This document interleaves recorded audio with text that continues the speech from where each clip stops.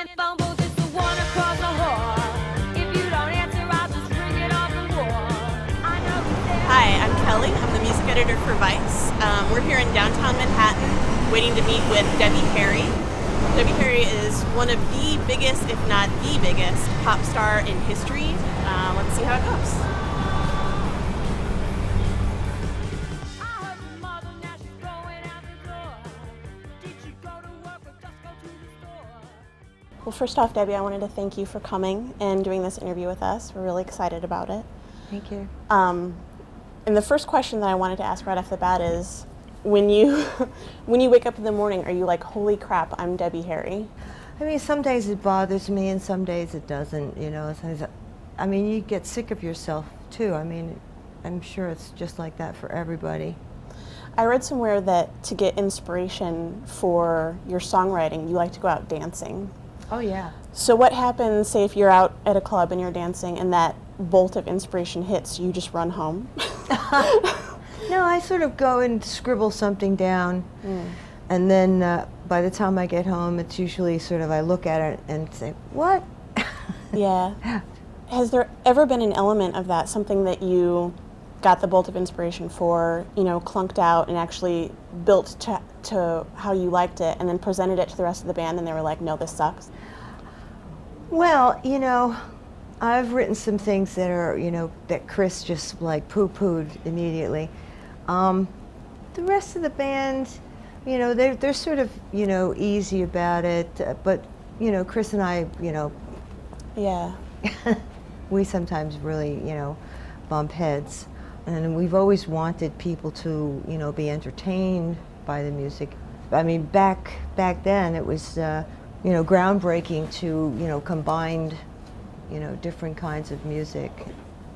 I'm glad that you brought up the combining different aspects of music and breaking new ground, because my next question was actually about Rapture, which I'm sure you hear about a million times. But the rap part in that, people make such a stink about, because it was kind of one of the first times, you know, that was in combining like rap and pop rock at the same time. Yeah. Was that part always in there, or did you add it in later? Was The that rap? Yeah. Oh no, that was definitely the basis of it all. Yeah. And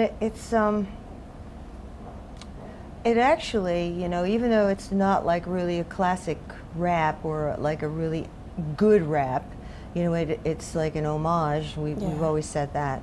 But it is the first rap that, you know, got into the charts. It sort of like opened the door. So I'm very proud about that.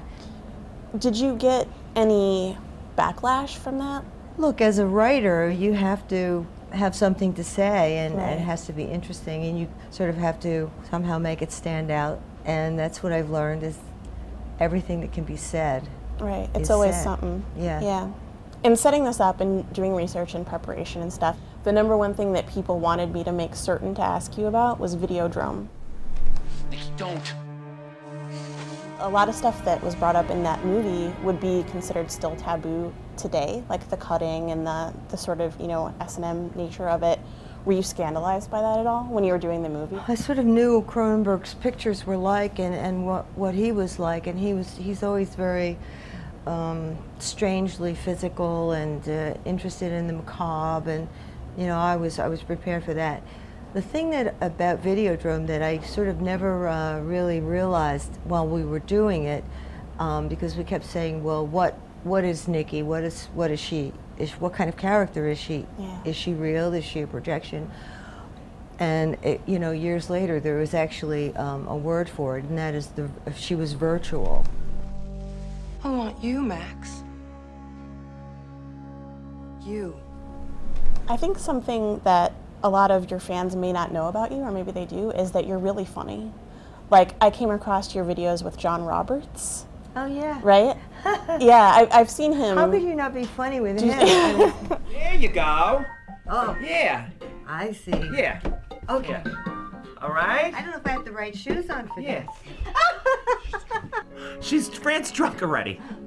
She's shit-faced. Another, obviously, mega famous comedian that you're tied to is John Waters. Yeah. Hairspray, you know, is amazing, and you were in that big part. It was amazing.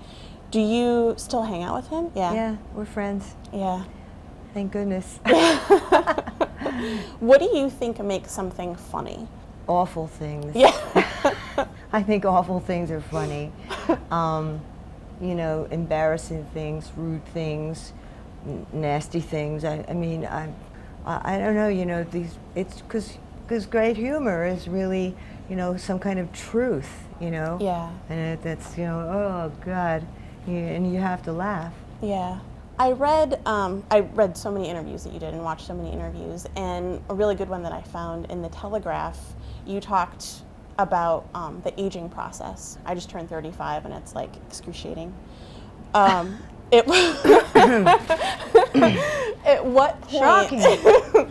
was there like a certain age where you thought like, now I'm consciously always thinking about the aging process? Because it seems like a thing. For me, it was 35. Well, I think in my world, in the entertainment world, and you know the visible world, there's a tremendous amount of pressure put on men and women, you know, about their you know, viability or desirability. Right. Are you still fuckable? Right. You know, Yeah. I mean that's the big deal, right? I think when I was younger, I worried about it more than I do now. I don't know how embarrassing this statement will be for you, but you're like insanely attractive throughout your whole life. Who designed your look? I think it was a process of elimination.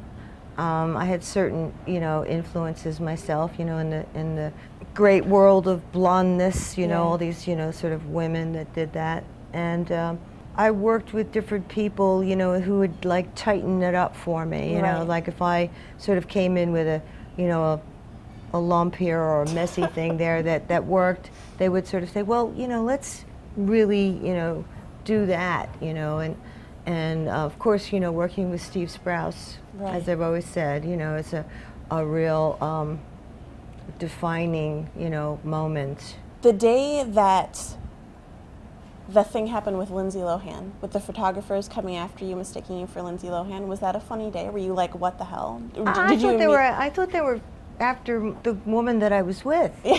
I didn't even realize until I read it in the paper. And then when I read it, I thought, oh, these guys are photographers, but they're blind. Yeah. Did you guys connect about that? Did Lindsay get in touch and say like, oh, this is funny what happened? No. No. Yeah. No. But I like her a lot.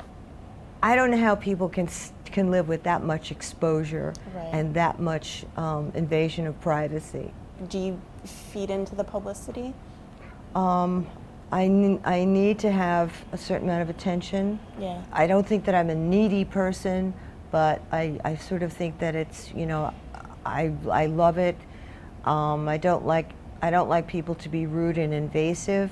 Yeah. I think that somehow or other people are pretty good around me, you know, they're pretty nice. Again, no segue, but I read that you, at some point, questioned whether or not you should have had kids, or you were thinking, you know, maybe I would have liked to have kids or something. Yeah. Do you think that you would have raised them to be like healthy fans of sports and into a lot of activities, or would you have secretly hoped that they would have been like creepy rockers? I don't know. I would hope that I would have been, you know, smart enough to just enjoy, you know, who they were. Yeah. I mean, it would have been great if they, you know, felt comfortable and wanted to, you know, do something in showbiz or music, you know, that I could really help them in Yeah. some way, you know, that my connections would become, you know, valuable to them or whatever. There are a lot of interesting rumors about you that pop up online that you all mention. I'm sure you hear a bunch. The Marilyn Monroe thing, being your real birth mother, that's online a lot. And the one about how you were almost abducted by Ted Bundy. Neither of those are true, right? No, the Ted Bundy thing was true. That was true. The Marilyn thing has been misquoted. I felt related to her spiritually, Right. but not, I never thought that she was my birth mother. Yeah. No. So the Ted Bundy thing, do you want to tell that story a little bit, or is it like traumatizing? No, I was looking for a cab, and it was late at night, and I was trying to get to a party that the Dolls were throwing, and I was way over, like on the Lower East Side, and in those days, the Lower East Side was pretty rough. Right. You know, so There weren't any cabs, and I had on mega platforms that were impossible to walk in, and you know, I staggered, you know, I was really having a hard time. Yeah. Just this little white car kept circling and coming back saying, I'll give you a ride, I'll give you a ride.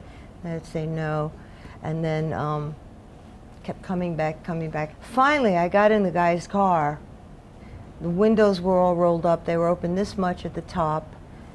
The guy was really good looking. He was a good looking guy. He had on a white shirt like this, like a you know, businessman's shirt. But he stank to high heaven. He had a smell that, you know, could cut glass. And I looked at the door. I didn't really notice anything when I got in the car. I looked at the door, and there was no door handle, no window crank, no padding, no nothing. And then I sort of started scanning the inside of the vehicle, and there was like, it was gutted. There was nothing in the car. Just the frame of the dashboard, and I squiggled my arm up and out and opened the door from the outside and rolled out into the house and street. Like in the movies, you did a shoulder roll into the... How did he not notice that that was happening? He did notice. Oh yeah, he just let you... Well, he spun. You know, he turned the car, and that sort of helped me fall out. God. There's a million more things that I would like to talk to you about, but I feel like we should talk about the album, Okay. Panic of Girls, because that's like...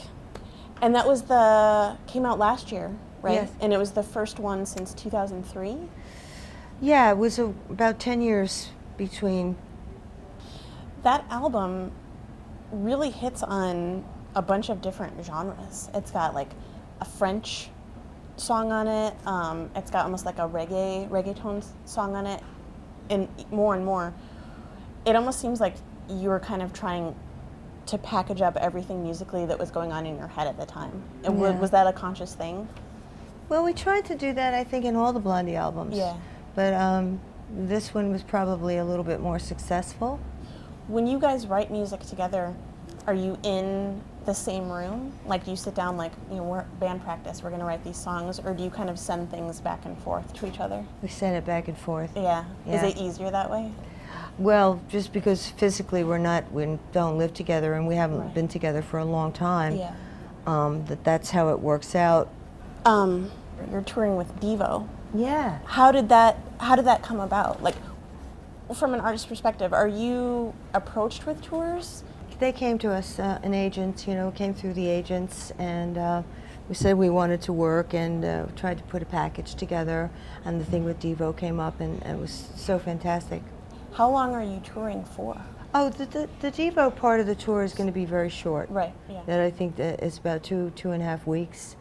I wish it was longer. I wish it was, you know, 8 months, because I really like them. Yeah. And I haven't actually seen them for quite a while.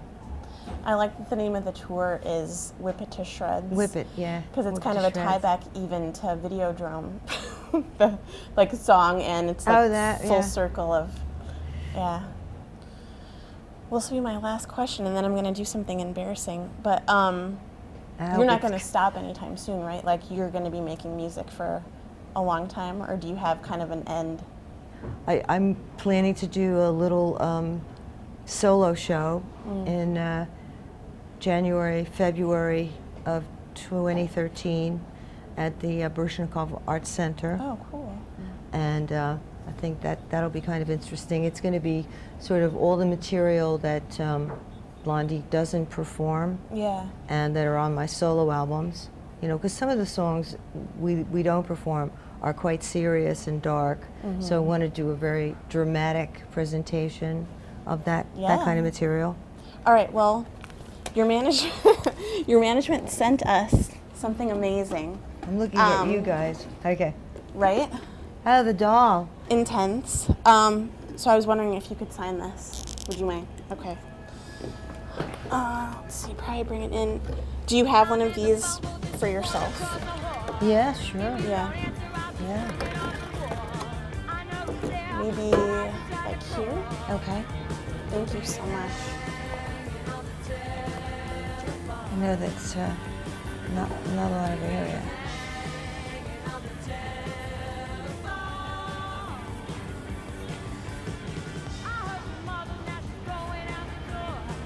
I almost put the wrong year. Maybe I should try again.